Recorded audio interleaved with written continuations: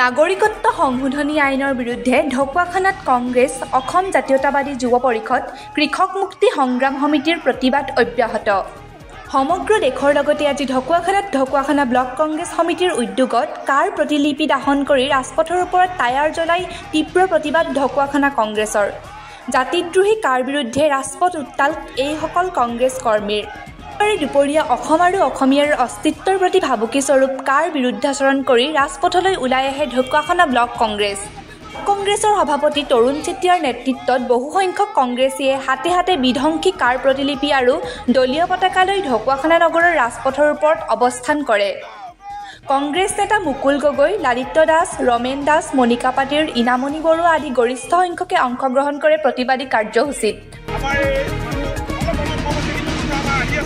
ইয়াৰ পাছত আমি আৰু জংগী আন্দোলন কৰিবলৈ বাধ্য হ'ম আৰু মই আজি এই প্ৰতিবাদস্থলীৰ পৰা মই সমগ্ৰ অসমবাসী ৰাইজক আহ্বান জনাইছোঁ যে নাগৰিকত্ব সংশোধনী আইনৰ জৰিয়তে আমাৰ ওপৰত যি বিদেশী আমাৰ হিন্দু বাংলাদেশী পূজা দাবী দিব বিচাৰিছে, বিশেষকৈ বাংলাদেশ, আফগানিস্তান আৰু পাকিস্তানৰ পৰা হিন্দু বাংলাদেশী আনি হিন্দু শৰণাৰ্থী আনি সাৰ্বভৌমত্বতা অসমৰ সংস্কৃতি বিচাৰিছে।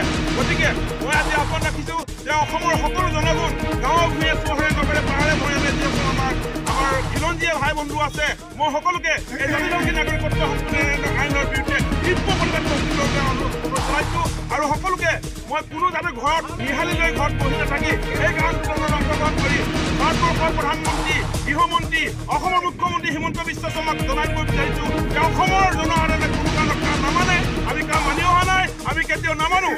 তাৰ কাৰণে অসমৰ সকলো গাঁৱে ভূঞে চহৰে নগৰে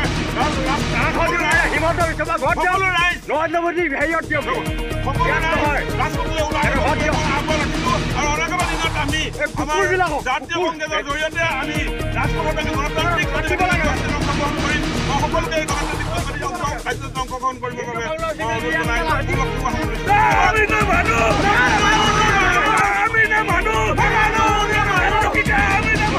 ঘিলামৰাটো সাব্যস্ত হয় কা বিৰোধী সবল প্ৰতিবাদ।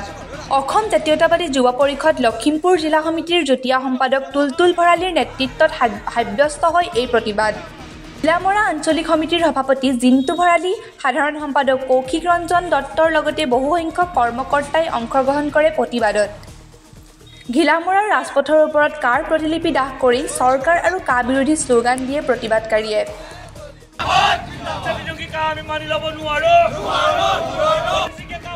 ইয়াৰ সমান্তৰালভাৱে ঢকুৱাখানা মহকুমা কৃষক মুক্তি সংগ্ৰাম সমিতি আৰু ৰাইজৰ দলৰ কা বিৰোধী প্ৰতিবাদ অব্যাহত। খিলঞ্জীয়াৰ অস্তিত্ব ধ্বংসকাৰী কা মানি নোলোৱাৰ দাবীত এই প্ৰতিবাদী সমদল। দলটোৱে ঢকুৱাখানা নগৰৰ ৰাজপথৰ মাজেৰে কা বিৰোধী শ্লোগানেৰে প্ৰতিবাদী সমদলেৰে সাব্যস্ত কৰে প্ৰতিবাদ। অসমে জাতিয়ে কাৰখনৰ বিৰুদ্ধে 2019 চনৰ পৰা আচলতে আন্দোলন আৰম্ভ কৰি আহিছিল। এই আন্দোলন আৰম্ভ কৰিয়ে অসমীয়া জাতিয়ে ৰাজপথ কঁপাই তুলিছিল। কোনো কাৰণতে অবৈধ হিন্দু বাংলাদেশীৰ বোজা অসমত সংস্থাপন দিব নোৱাৰিব। তাৰ পিছতো কেন্দ্ৰীয় চৰকাৰে গৃহমন্ত্ৰী অমিত শ্বাহে, নৰেন্দ্ৰ মোদীয়ে হিমন্ত বিশ্ব শৰ্মাক পুতলাৰ দৰে ব্যৱহাৰ কৰি, সৰ্বানন্দ সোণোৱালক পুতলাৰ দৰে ব্যৱহাৰ কৰি যোৱাকালি সন্ধিয়া কাখন বলবৎ কৰি দিলে। আমি ক'ব বিচাৰিছো এই কাৰখনৰ জৰিয়তে অসমীয়া জাতিৰ কৃষ্টি সংস্কৃতি, অৰ্থনৈতিক আৰু সামাজিক তথা ৰাজনীতিৰ গোটেই সম্পূৰ্ণ নিশেষ কৰি দিব। অসমীয়া জাতিৰ আই মাতৃৰ মুখৰ ভাষা নাইকিয়া কৰি দিব। যেনেকৈ ত্ৰিপুৰাৰ ভাষা নাইকিয়া কৰিলে, ঠিক এই কাৰখনৰ জৰিয়তে অসমত অসমীয়া ভাষা নিশেষ কৰিবলৈ গৈ আছে। আমি কৈ দিব বিচাৰিছো, যিমানেই কা বলবৎ নকৰক কিয়, যিমানেই যি নানক কিয়, অমিত শ্বাহ, নৰেন্দ্ৰ মোদী, সৰ্বানন্দ, হিমন্ত বিশ্ব শৰ্মা বিজেপি চৰকাৰে কোনো কাৰণতে অবৈধ বাংলাদেশীৰ বোজা অসমে বহন নোৱাৰো।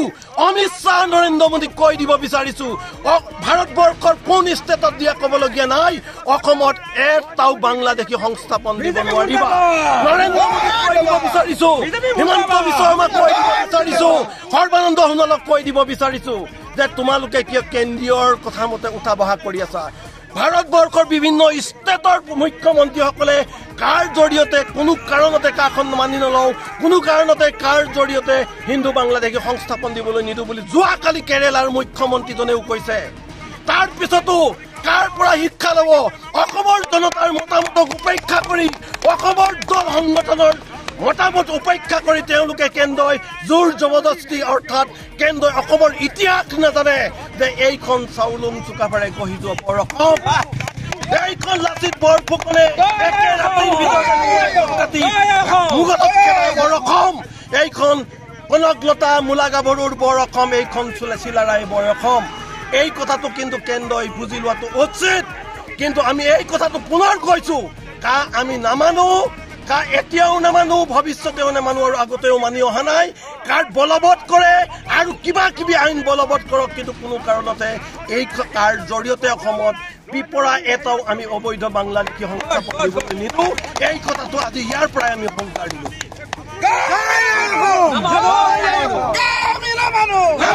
নামানো